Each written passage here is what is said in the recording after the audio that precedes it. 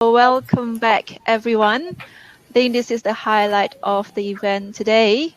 To round up today's plenary session, I'm delighted to welcome our esteemed panelists who will share about the on-ground happenings in Southeast Asia.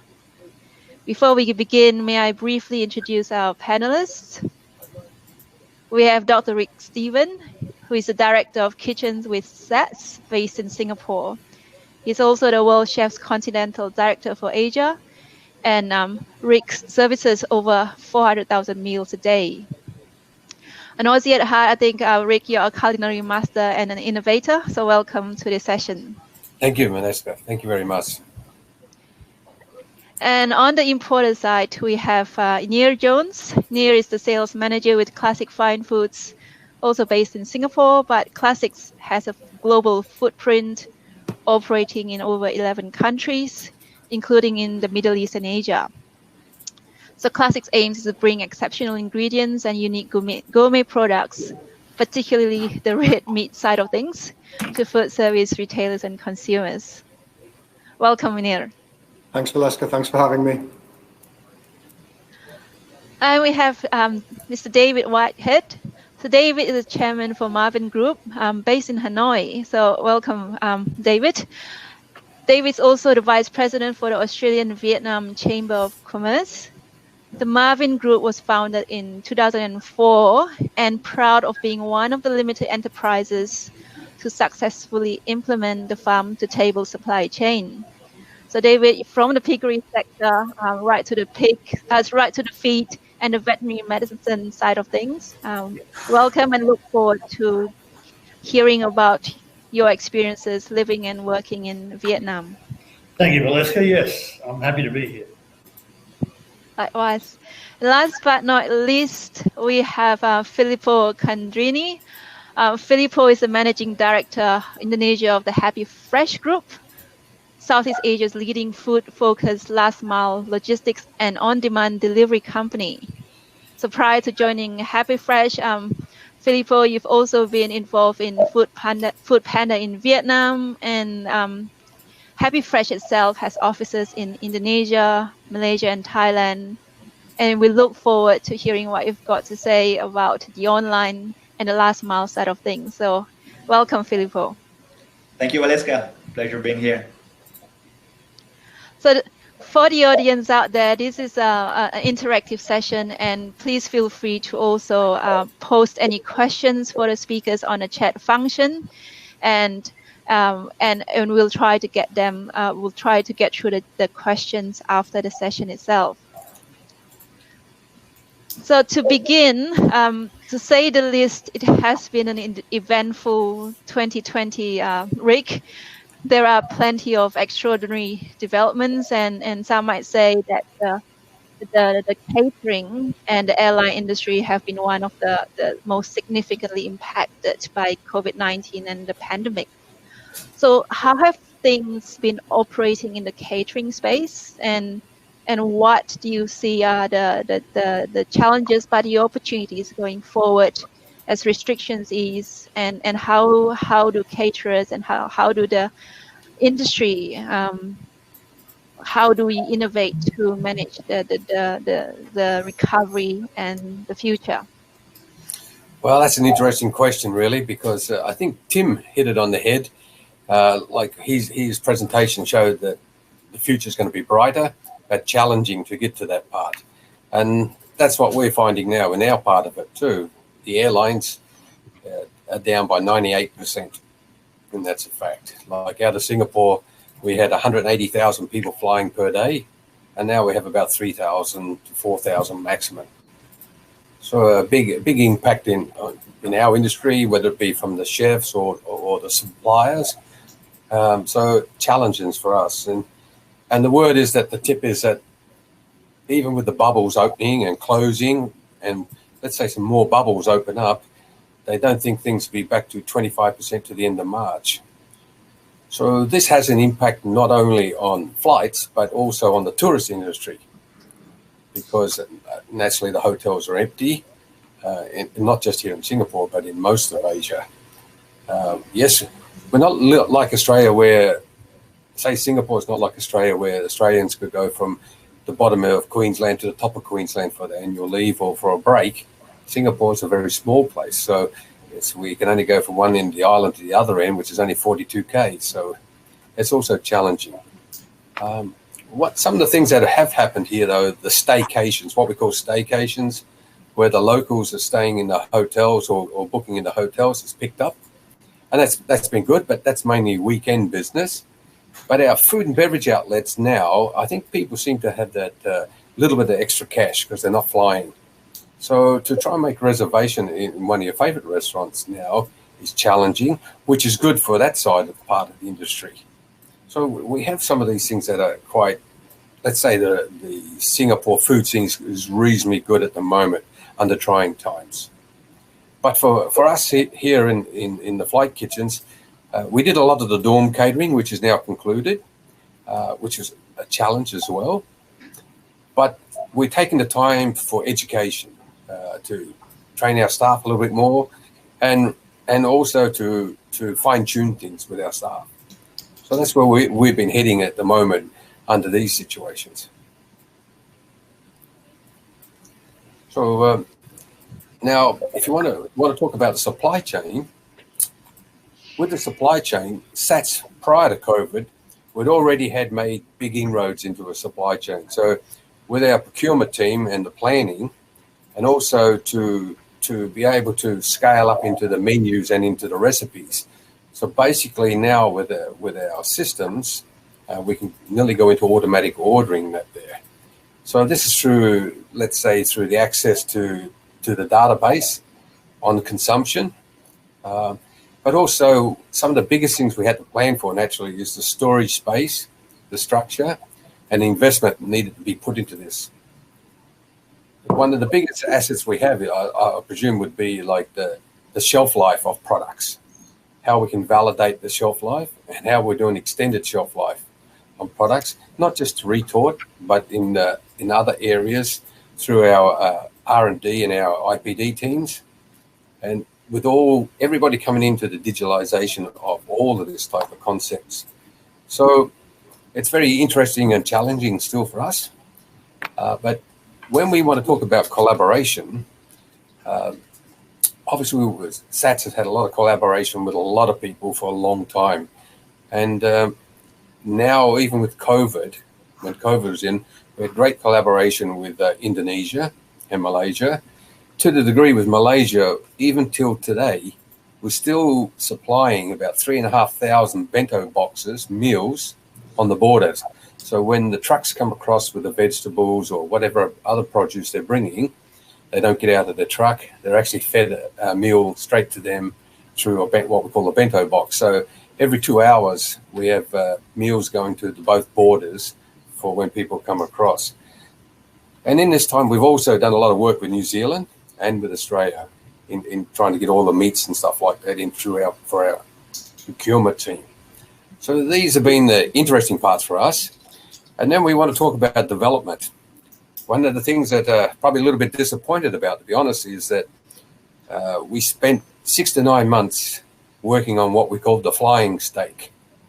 And the flying steak is with David Carew and his team who worked in his place and then come back here, and we've done some work with Stanbroke and all that on what we could do to put steak back into economy flights, on the economy flights. So put some red meat back on the economy flights.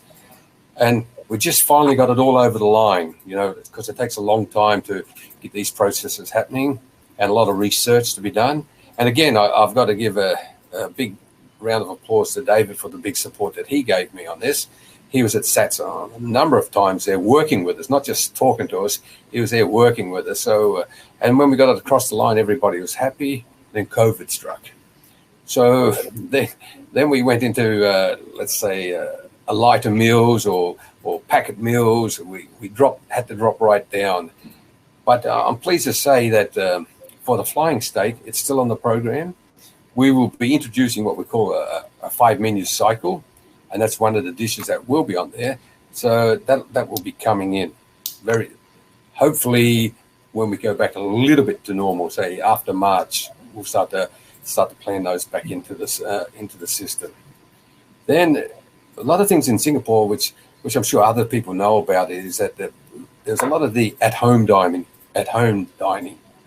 and we say from SAT's point of view, we introduced the Michelin stars that we have working for SATs as consultants, and they would we would bring their menu to your house. You order it online, and we would bring it, and we'd even supply a chef if they required. So we try to lift up a little things where we can. But I think probably one of the biggest influences been in Singapore is the quality of the food for the takeaways. So the takeaways, let's say we're all sitting at a 6 or something like that, but now they're all sitting at 9s because everyone lifted up their game, lifted up the quality. So the people then were dining at home more. When you come to the hotel scene, I'd be saying now the hotel scene in Singapore is still quite bright. There's not many people staying there, but a lot of the locals are starting to use these facilities. But the buffet is virtually defunct at present. So what we're finding now is, let's call it table d'hôte, where the kitchen will have things ready for it, and the customers like doing like a tick and flick on what they want, and then it gets delivered to the customer on the floor. So this is something that's changing a lot, and to be honest, it's better because there's less food waste. Because on buffets, there's normally quite a bit of food waste. But this system here is, you have 100 people coming in, so you may only prepare 105 instead of doing like 150. So because of the spacing that we have in the restaurants at the moment, they're not all full. So, and I think for the bottom line, this is something that's, I think, helped for everybody watches the bottom line now, especially under these circumstances.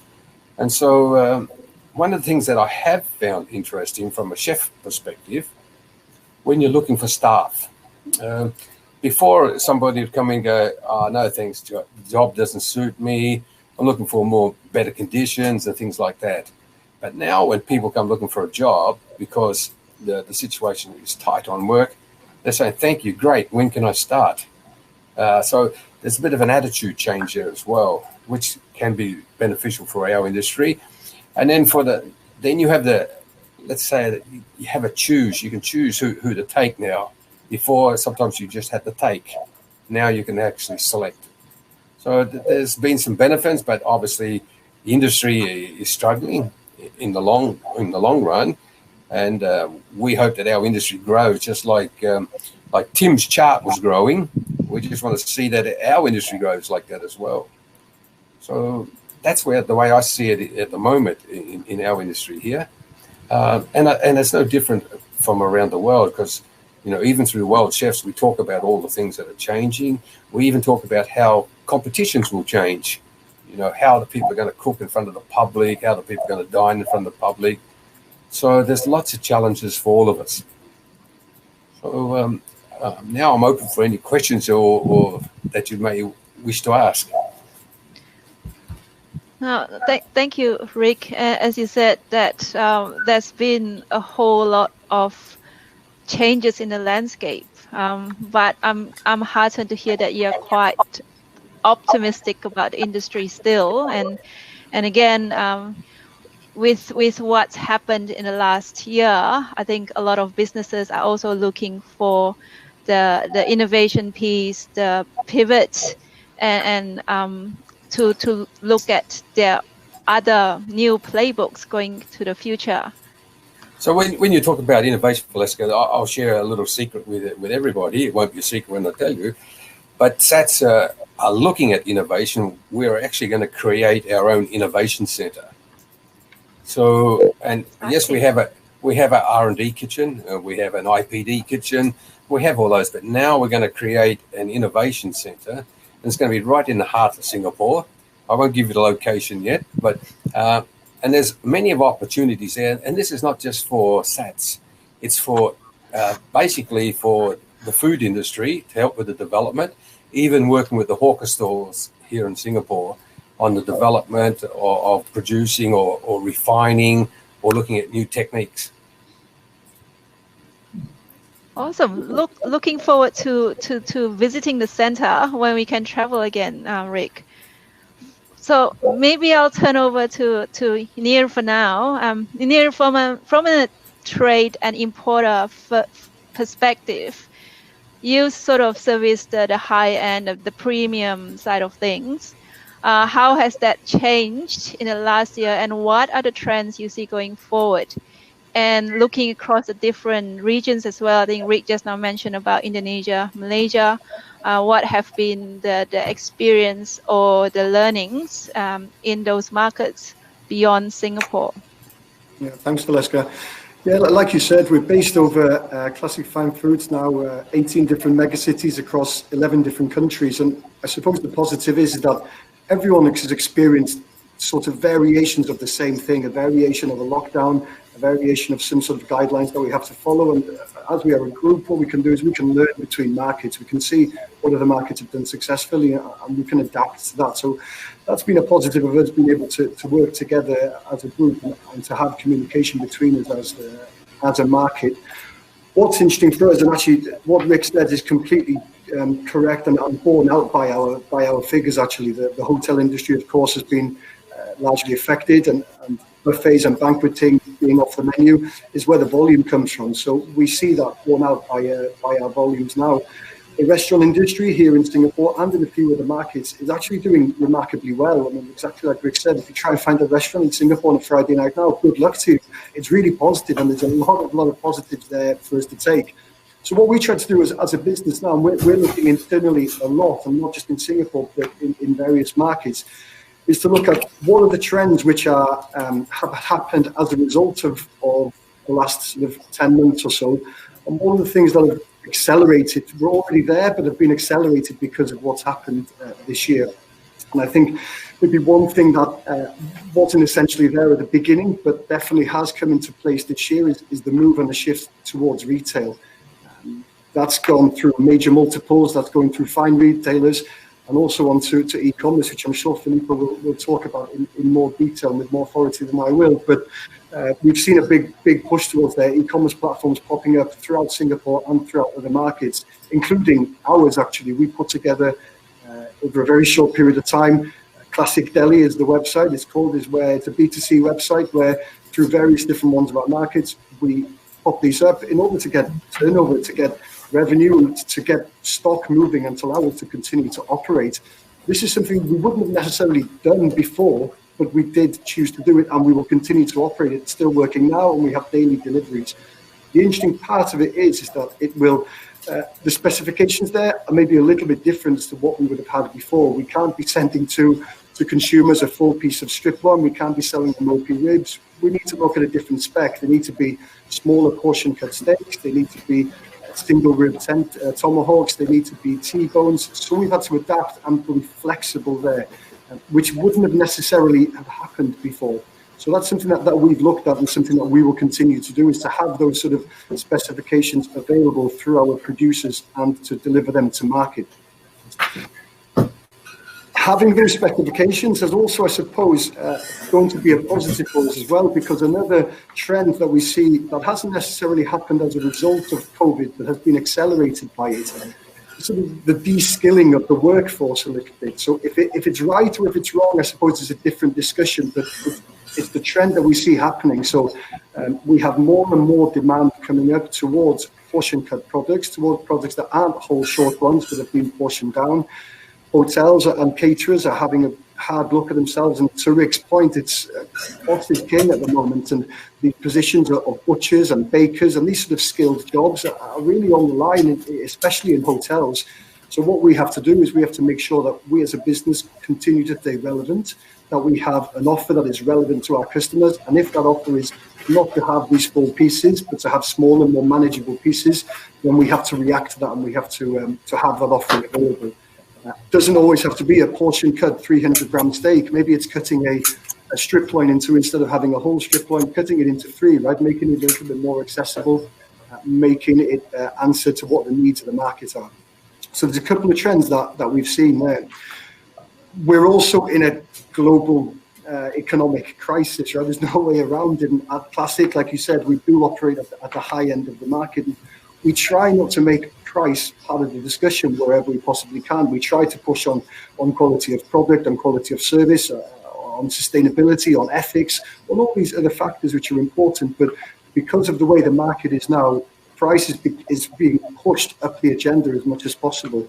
And I believe that our role as a distributor and the role of the industry is to find solutions for our customers, because meat represents a big percentage of the food cost of any operation or of any dish. Therefore, if we can bring a solution to the chef, which we can offer maybe a secondary product, which offers in order that they can produce then a product which is of equal or maybe better quality for a fraction of the price. These are solutions that we need to start bringing to our consumers and what we are looking at. And again, this is nothing new, right? Secondary cuts has been discussed about, I think, as long as cows have been produced. So it's something that has just been accelerated with what's happened this year. And I think education is the answer here. It's spend it exactly, and really great to hear that Rick and David have been working together, because we have been doing a similar thing with David as well. He was in our office only a matter of weeks ago, where we were looking at roast bits, right? What can you do? What can you break down with? What can you produce from it to get the sales team excited about it, eventually to be able to go to the market with a product which is competitively priced to our consumers, and to answer maybe some of the problems that we have. But I believe that education is key, and it's the hard yards. It's getting into kitchen, working with chefs, not just dropping them off something and leaving, really working with them in the kitchens for them to understand the product and to really give them a solution to the problem that they may have. So this is actually it's a challenge, right? But yeah, it's an opportunity that for sure it is there for us, and we have to embrace that challenge. So a question then, so should the Australian red meat industry be doing more or doing less of to support all these changes from your perspective? Yeah. So I think education is crucial. I think education is key, and is top of the list. Like I said, it's the hard yards, it's getting into kitchens, and it's sharing that message of what can we do to support you and how can we bring you a solution. If the issue that you have at the moment is cost, then how can we work around that? What can we look at different products to bring solutions? I think there's a little bit about narrative as well that we could do to support. We have the meat industry is under a lot of pressure now, especially under maybe the alternative protein world is starting to emerge. And we're here based in Singapore, which is fast developing as a hub for the alternative protein community. And it's challenging the meat industry for sure, and that trend will continue to happen. And what they are really strong at doing is delivering their message, delivering their brand values, and delivering a narrative to a consumer which they can understand and follow. And I think this is something maybe the meat industry could also look at, and look at what the narrative is, to look at maybe the farmer narrative, to connect the producer with the consumer, to really break it down like that. I'm from a rural background. I grew up on a dairy farm, and I understand how powerful those messages can be to consumers, and to give a face to the industry, to see that there are good practices and there are bad practices. There are good farmers and bad farmers. Let's not shy away from those bad practices. Let's use them to accentuate the good practices. Let's show how it's really done. Put the farmer front and center and deliver that message. Now I'm in a commercial industry, I'm in a cosmopolitan environment. Those messages can be really, really powerful if we really drive it home. Put the farmer front and center. Thanks, Neil. I think that's a very good segue actually to our next speaker, David, when you're talking about that farm to plate, putting the farmer at the center, and how do you maintain the quality standards, etc. Particularly doing that in a developing or recently developing country like Vietnam. What have been your experiences there in Vietnam? And what are the learnings and what are the opportunities going forward from your perspective, David?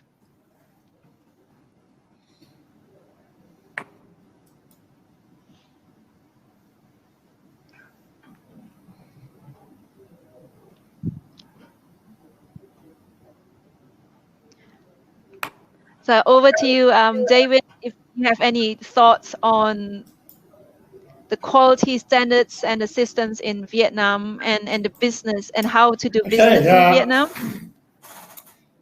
I'm David Whitehead. I'm the chairman of the Marvin Group. I'm also vice chairman of Auscham in Vietnam. Marvin Group is a vertically integrated agribusiness operating in Vietnam since 2004. We operate farms throughout the country, farming pigs, chicken, duck, and fish. We have 5 large feed mills producing animal feed for cattle, as well as pigs, chicken, duck, and fish. We have a veterinary pharmacy suite of laboratories where we're producing animal medicines. And we have a meat manufacturing plant where we use the pork from our farms to manufacture sausages, ham, cold cuts, and other things. So we're vertically integrated. We have been operating for 16 years, as I say. We operate a full and true farm-to-table operation. We started as a small feed miller, and we're now one of the top 10 agri-businesses in Vietnam. I should talk a little about protein in Vietnam. I mean, the majority of meat product consumed in Vietnam by locals is pork by far, followed by chicken and duck, and beef is down the track. People also consume fish and buffalo, and hardly any Vietnamese would eat sheep meat, lamb or mutton. And it's just not a preference for people in Vietnam. We concentrate on a number of things in our company, mostly to do with food hygiene, food safety and traceability, which other speakers have alluded to. In our farming operations, we concentrate on biohazard management, particularly when we had to deal in 2019 with African swine fever, which reduced the swine herd in Vietnam significantly. We're very lucky in that because we operate to international standards, we have significant bio boundaries and biohazard control and management. So we weren't affected by African swine fever like some of our competitors were. And then, of course, we got over African swine fever, and then we're dealing with COVID now in Vietnam. But I must say that the Vietnamese government has been world leading in its management and dealing with the pandemic. We only have 35 deaths in Vietnam from COVID-19, a population of nearly 100 million. So we haven't had any community transferred cases for more than 3 months. So life in Vietnam is normal. Domestically, people are working, people are traveling. The only difference in Vietnam from what it was more than a year ago is that we hardly have any international tourists or travellers. It's only those who are coming for work as experts or moving in and out for particular reasons, but there's certainly no tourist trade. So, you know, as Rick and others have referred to, there is significant impact on the hospitality and tourism business. But there are a lot of Vietnamese travelling, and they're taking up a lot of the space in the resorts, hotels and other places throughout Vietnam. But then, of course, this year, recently, we've had significant storm activity in the centre of Vietnam, and that's really affected some of our resorts, such as in Da Nang and Nha Trang, where, you know, domestic travellers were flocking to, and now, you know, we had big problems in Da Nang, and now they've been affected significantly with flooding and a range of other things. So it's been a tough year, well, tough 2 years for Vietnam. But, you know, in the agriculture business, you know, the bottom line is everybody has to eat. So, you know, we're still producing food. We're still operating. Our company employs more than 2,000 people from north to south. And we operate, you know, pretty much as we have before. So, you know, as far as an Australian invested agribusiness operating in Vietnam is concerned, we're doing fairly well, better than we would have expected under these sort of conditions. We're hoping that by the middle of next year, things will return to some form of normalcy, and we will be back, particularly with our export business, where we're looking at exporting fish, chicken, duck, and possibly pork meat. So, things are not as bleak as you would think, and we're sort of improving and moving forward as much as we can.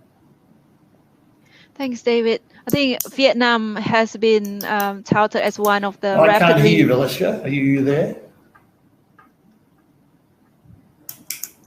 Some technical difficulty. Can you hear me now, David? What else can I add about Vietnam except that beef is, although it's low down in the preferred, protein consumption, it's still here in some of the traditional food products such as fur bowl, which is beef,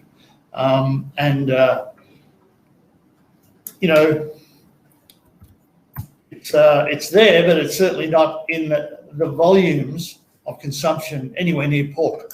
And pork, as I say, has been the preferred meat here for some time and will continue. Valeska has asked me about business capability gaps and differences between Australia and Vietnamese ways of operating. We, as an Australian invested enterprise in Vietnam, operate to international standards, and because we have an Australian connection through me, we try to work to Australian standards as well.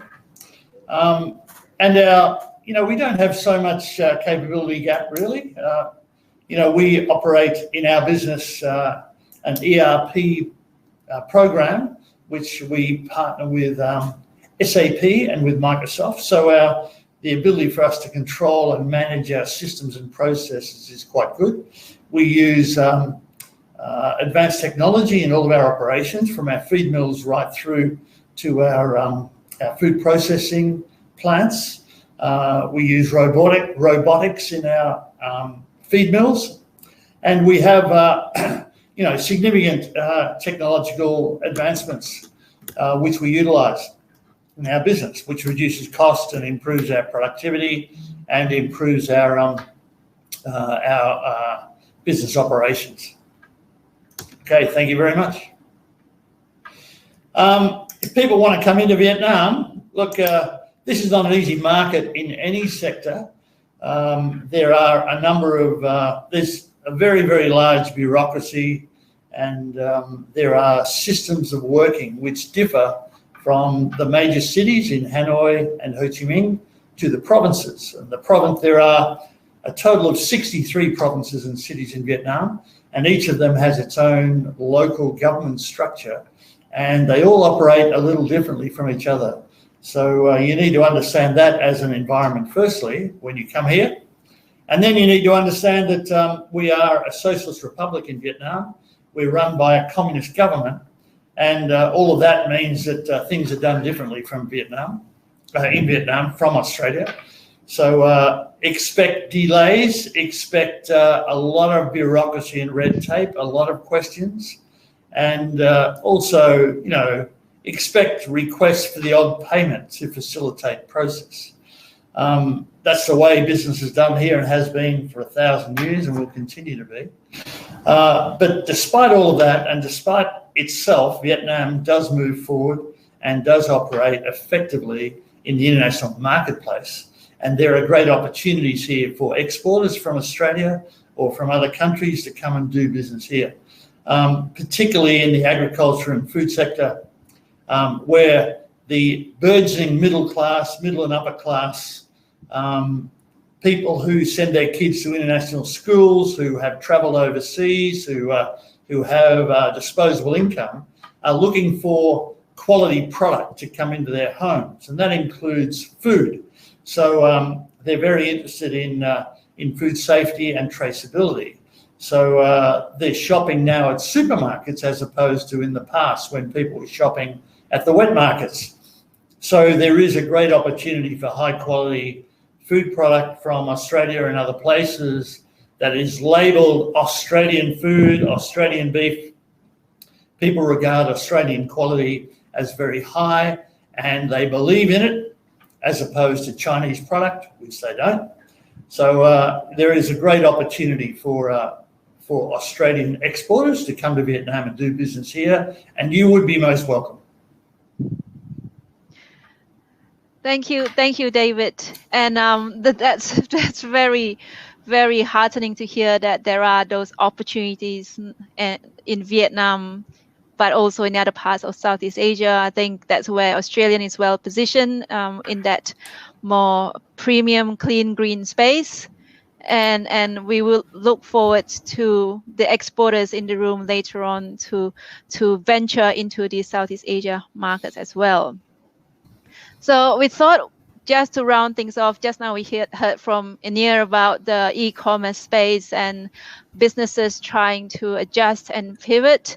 Filippo, from your perspective as an online platform provider, but also as the last mile business, let us please over to you to share some insights on what's happening last year and what do you think will be the outlook going forward. Okay, thank you, Valeska. Let me share my screen very quickly. Working. I want to give a little introduction of what Happy Fresh is and what we're doing in Southeast Asia for those that are not familiar with. I think everyone is familiar with this, which is like the main challenge of doing groceries in an offline world, like queue, even like bulky items or like getting stuck in traffic, especially in the macro cities of Southeast Asia. Happy Fresh is the pioneer of online grocery marketplace here. We started off in 2015, and we enable consumers to shop fresh produce or any products that actually fit our delivery boxes from a vast network of supermarkets. As I said, we started off in 2015 with presence in Thailand, Malaysia, and Indonesia. In Indonesia, we cover 5 cities, the Greater Jakarta area, Bandung, Surabaya, Malang, and recently, last week actually, the city of Bali. I think that COVID overall across the regions helped us to consider and review also the areas that we want to cover with our service. If typically our service, which is a last mile type of fulfillment, because we pick produce from supermarkets, deliver to customers within 1 hour or instant, is something that really had an appeal on the most urban cities, capitals. We do see with COVID how the interest or the consumer's appetite has also shifted towards tier B cities. So within even the region that we are, we might see more city expansion, because at the moment we do believe that the need or the interest and the appeal for online groceries is not just in the capitals. Our consumers are predominantly female. 70-80% of them are female. We serve young parents, busy moms, work professionals, mostly millennials. So everyone that is in the range of the 30 to 40 years range, that have just started their family and they're providing food for their families. I think this has changed a bit during COVID, and I will explain a bit later when we see the graph. But overall, our core user base is still female. This is the where we operate very quickly. We have like a 2 fulfillment operation model. So we have personal shoppers, which are like pickers that are hired by us, that stay within the supermarket facility to pick like orders from consumers. Then they pass it on to the drivers that would take care of the last mile fulfillment. In this 2-way system, we enable the continuity of fresh and frozen. So we provide ice for the deliveries, and all our deliveries are happening in a thermo-insulated delivery boxes. Hopefully, and eventually, like customer like the service, and then the cycle continues and go over and over. As I mentioned, like we have like several supermarket partners across the region. We go from a value for money type of grocery stores to high-end, so we can cover all the gamma, all the segments. And looking at the impact of COVID that had on our business, here what I'm showing you is the monthly active users that we had on our platforms. As you see, the first reported cases of COVID in Indonesia were in mid-March, and that's where we had like a big jump of consumers like looking for the service and eventually transiting in order. This is not sales value. So what you see later on, like in the second quarter and in the third quarter, is a dip overall of consumers accessing online groceries. Yet, what's important to me is that we were able to lock in consumers that discovered EpiFresh during Q2. Therefore, like if I were to show you like the overall sales, this is not really a replica of our overall MOU. Now, interesting though is to note for us and for any businesses that operate online now, how the new threshold is leveling off much higher than before. We're about 2x versus pre-COVID period. And this is Indonesia, but we have similar. We had a similar trend also in the other markets where we operate. Malaysia is a bit different because they had more strong restriction policies that happened towards September, October, and therefore in Malaysia specific, like we do see how actually the increase of consumers, of customers, or new customers as well, has also skyrocketed again in September, October period. All in all, this also posed a challenge for us on managing like a 10x traffic on our platforms, on fast hiring fleet, making sure that the stocks were available at the supermarket. So it had, of course, like a lot of challenges that we learned to overcome along the way. I think nobody was ready for that. What I think that facilitated us is that being a startup, being like digital or innovative as a core as a business, we've always had this like on and off switch on doing things. And of course, like a big challenge for us was also to make sure that during that period, especially like March, April, we were still striving for growth, but without without cutting corners around safety. So we did have to scale our fleet few X. At the same time, we wanted to make sure that they were safe, they were not positive, they were taking the right precautions to avoid that, and as well also our clients, our customers. So we also had to develop overall like features in the app that were facilitating that. Contactless deliveries. We push customers to shop more with credit cards, with wallet. That for us represent already like 70 to 80% of the total transaction value. Whereas cash on delivery has declined massively this year. All these things were like added on what we already had in terms of our roadmap for the year. I think what also is very interesting to note is the contributions of fresh. For us, fresh is fresh produce like veggies and fruits, but also meat and seafood. And as you can see, there has been like an upward trend during the first wave of pandemic. But overall, looking up until October, the contribution of fresh is still higher compared to before. We did see how, especially April and May, schools were closed. People had to work from home 100%, and therefore there was much more dine home and cook from home. I think that was also shown by Tim earlier on. Ultimately, there was an appetite for a healthier lifestyle kicked in. Yeah, and I think this is a good insight for the year and something that can drag along also for the year to come, because consumers are getting more health conscious. We do see here our sales, in fact, on that category keeps being higher than before. This is also a testament for us that we are actually striving for providing a good service, because we do see that consumers that shop for fresh produce tend to have like a much higher retention with the service. So it's all in all, it's good for us to see that we can maintain this contribution. Also for our retailer partners, because fresh obviously has a higher margin contribution, so that helps them as well on the bottom line. When we looked at the penetration of beef over the meat category, this is a bit different. It actually stayed quite flat, and this, I believe, could be eventually an opportunity as well.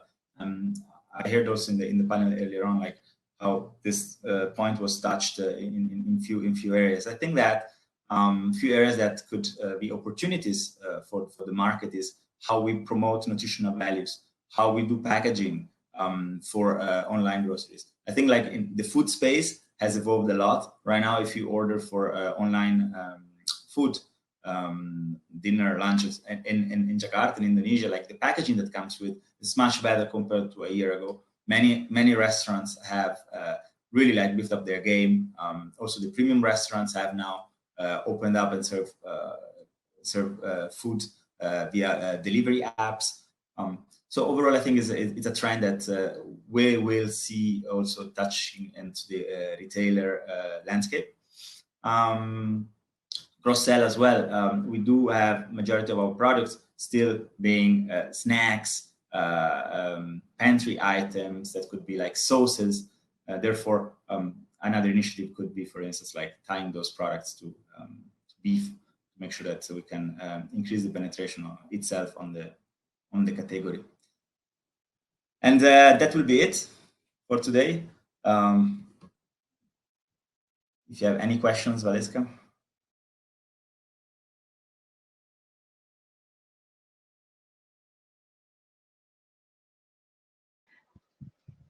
Thank you, Filippo. I think Filippo just gone off stage, but we'll have him back.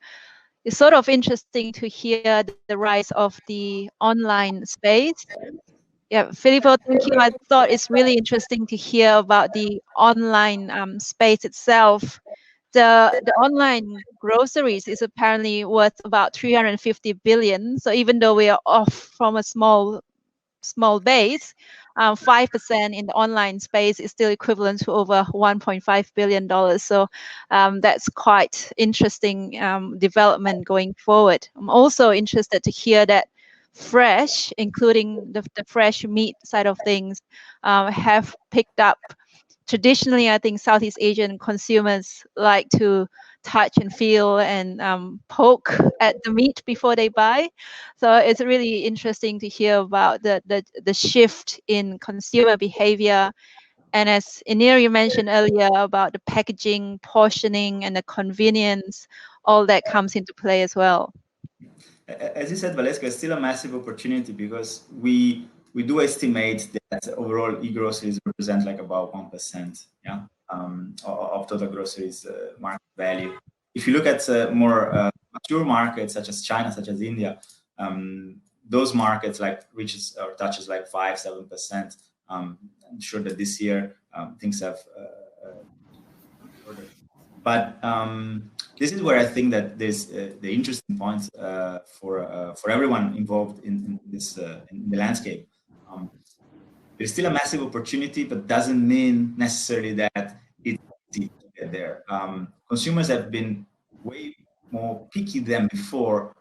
Their expectations are high. So it's true that retailers and online players like us increased in their capabilities of but yet I think that there is still a way ahead. If you think at for example for retailers, what I see and perceive that like the 2021 and the years to come will be is really how can they rethink even the layering of their stores to be more online groceries friendly, how they can double down on their own investment in digital capabilities to work on offering a service themselves to their consumers, but also to work with third-party services like Happy Fresh or other e-commerce platforms. Packaging, as we touched as well. So there is a lot of movement, yeah, and all of that is a bit involved by the fact that we don't really know how 2021 will look like. I think it's also a bit impossible to predict for Southeast Asia like a gradual return to normal at the same speed and the same time for all the countries, especially if we operate companies that operate across countries. still needs to maintain this like on and off culture, and really need to think on how to manage waves that might affect Thailand or Malaysia rather than Indonesia, right? And how to keep operating their business.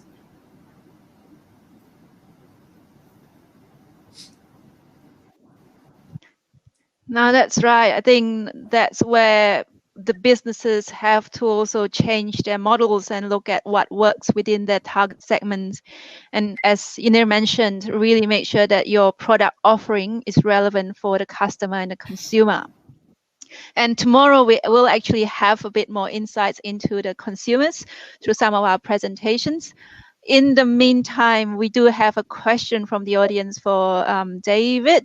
So David, given the African swine fever situation in Vietnam, are people turning to other proteins such as beef? Yeah, thank you for the question. Although the swine herd did reduce significantly, it has come back quite quickly.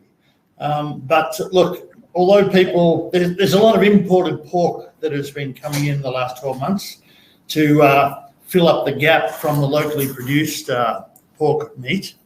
But people have turned to poultry and fish rather than to beef.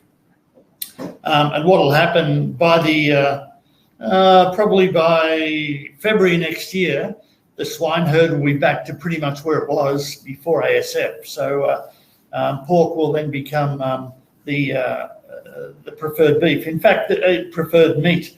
In fact, there hasn't really been a lack of pork meat around, despite ASF, because people have been importing quality pork from overseas, and it's come in, and people have bought it from the supermarkets. So there's been a lot of pork around, despite the fact that the Vietnamese swine herd has been decimated.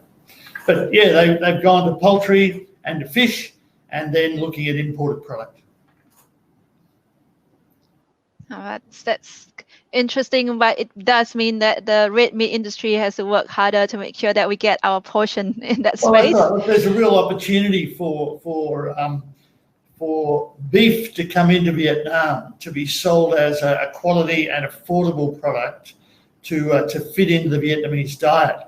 The majority of Vietnamese don't eat large pieces of meat.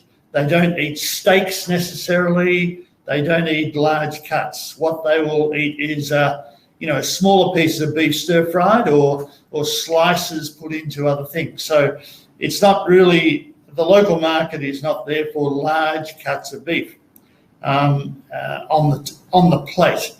But that's not to say that things don't change. As this middle and upper class starts to get influenced more and more by Western things, including diet, people will start to develop a taste for quality beef product. It's just a matter of how good the marketing is, really. And that's where we can definitely work with the team to try and go through all that marketing. But also I think Rick and Iner talk about the capabilities and the education piece as well. So definitely from Rick, there's a question around nutrition and where it plays in the food service space. What's your thoughts on that? Well, actually, nutrition is very important in our industry now. But I also notice that the portions of the protein is dropping and the vegetable is increasing. So this kind of plays in what David said a little bit before. But nutrition is paramount now in our industry. People looking at healthier lifestyle and to see what's happening. And you can see that there with the healthier restaurants. But we know that just from an industry like in the airlines, when we're back to normal, just the amount of special meals that are going on about the healthier food that people want to take. So this is also challenging. But I think MLA do a good promotion on meat, how it's a great protein for everyone else to be using and that. So I think it's not looking too bad for the meat industry.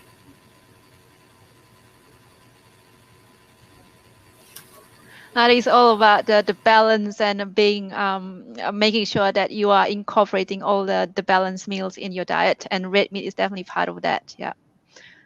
So we've been told that we are running out of time. So thank you very much to all the speakers. And again, I'd like to invite you to the meeting area, which is now open. So Rick, Inir, Filippo, David, thank you for your time today. I'm sure there'll be a lot more discussion. Welcome for you to hang around in the speakers area. And we also have the exporter showcase and all the other events happening at the moment. The platform itself will remain open for the next 2 hours.